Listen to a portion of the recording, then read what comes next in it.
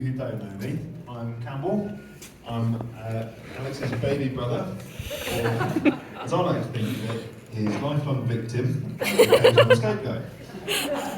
But he's given me the honour of being best man for their wedding day today. I'm sure most of you will know this, but it's quite traditional for the best man to give the groom a bit of a hard time in the speech. But to be honest, Alex has just been such an angel his whole life. I just couldn't possibly think of anything I might want to say or get my own back on. And those of you who do know me a bit better will know that's the biggest lie I've ever told. I also don't want to embarrass Alex too much today, so I certainly won't be telling you about the time that he redecorated half of Mum's house after a few too many Jaeger bombs at a Christmas party, or the time that he lost Sophie's friend's car keys in Australia and then immediately tried to blame Becky. I probably also shouldn't mention the time that he forgot to get Mum a Mother's Day card and turned up a few days later with a get well soon card. All the time that he missed most of the last weekend away for a work event, which turned out to be a secret badminton tournament. So now that that's all cleared up, I'd like to start off by saying a huge congratulations to you both, Mr. and Mrs. Wilson. I'd also like to take a moment to appreciate just how beautiful Becky looks today. And Alex, well, it's nice to see you not in your sports clothes for once, although you've probably got your shorts on under your suit. Alex, I've known you my whole life, and I can honestly say that you are my favourite brother. Although, if you'd asked me 15 years ago, I might have given you a slightly different response. Growing up with Alex was character building. He had a unique ability to unwind by winding everybody else up. He also loved to throw tantrums at any opportunity and to blame me for just about everything. And he had a special little trick to always get what he wanted. For example, by screaming his head off whenever we drove past a McDonald's. But thankfully, he seems to have shaken off that habit in the last year or so. He also seemed to live life in his own carefree bubble, completely unfazed by anything that was going on around him. I still remember a family day out to London around 6 years old where Alex thought that playing on the London Underground escalators in peak rush hour was a really fun game to play. I've never seen my mum look so horrified when she turned around and realised that Alex was missing. Although looking back, it was probably sheer delight.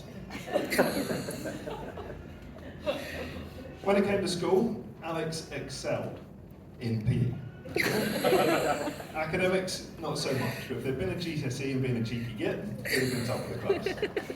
But when it came to sport, Alex had a natural ability with just about everything he put his hand to.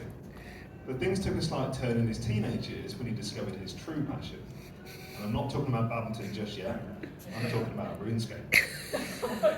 Over the years, Alex had racked up thousands of hours playing the online computer game, and I'm sure you can imagine the scenes when our parents tried to get him away from the screen for dinner times. But thankfully, this computer games addiction didn't last forever, or more accurately, it was replaced by something else. Badminton. Considering he didn't take it up properly until several years after he started, Alex is certainly making up some lost time. It's not just how much he plays, but more so how much he talks about it, and probably thinks about it. It's not a true family gathering if we haven't said, all right, enough about badminton, at least 30 times, and you know it's bad when even I'm getting sick of talking about it. But personally, I could draw the line at sharing a bedroom with Alex when I discovered that he fell asleep to watching badminton videos on YouTube. Outside of badminton, Alex occasionally finds time to squeeze in a bit of work. In between training sessions, Alex works as an estimator, and if you don't know what that is, you can probably have a guess. Over the last 8 years or so, Alex has proven that he's clearly quite good at guessing, as he's worked his way up and built a solid career out of it so far. Despite living across the road from his office, working from home for Alex has been a godsend. For most people, it's so they can juggle the responsibilities of childcare or running a house whilst working full time. For Alex, it's so he can squeeze in additional badminton sessions on an extended lunch break.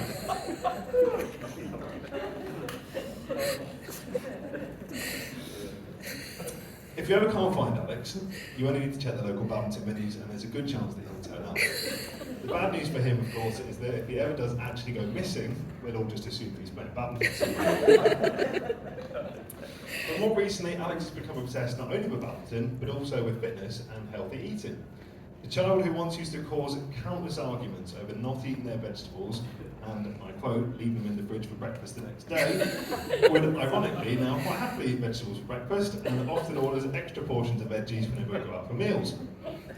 At home, their fridge contains so much Greek yogurt it could qualify for Greek citizenship, and they buy so much salad, you'd think they're raising another army of guinea pigs.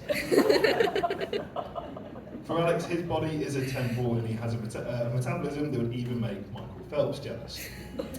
But in contrast to his super fast metabolism, Alex lives life at the pace of a tortoise on holiday. Often sauntering along and never in a hurry, Alex is rightly earned the nickname Captain Slow in the active community. He's also so laid back that he's practically horizontal.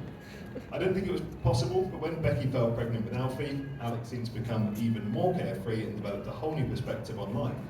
So much so that people at badminton started asking, what the hell's happened to Alex? But people realised just how much of a shock he was in for when he was overheard saying, well, baby's don't really do much for the first couple of years anyway. And then, of course, in June last year, Alex and Becky welcomed little Alfie into their lives. And for Alex, calorie deficits were replaced by sleep deficits. However, over the last 6 months, it's been a real joy to see Alex stepping up to the task of being a father. His cheeky sense of humour has been shining through into parenthood, and it seems as though Alfie is already starting to plot how to get his own back. But rewind 10 years or so, and if you'd asked me, out of all of our friends who I thought would be the first to be married with a child, well, I don't think anybody would have had their money on Alex. This is mainly because throughout school he showed absolutely no interest in girls, to the point where I think a few of our mates probably assumed that he was more interested in them.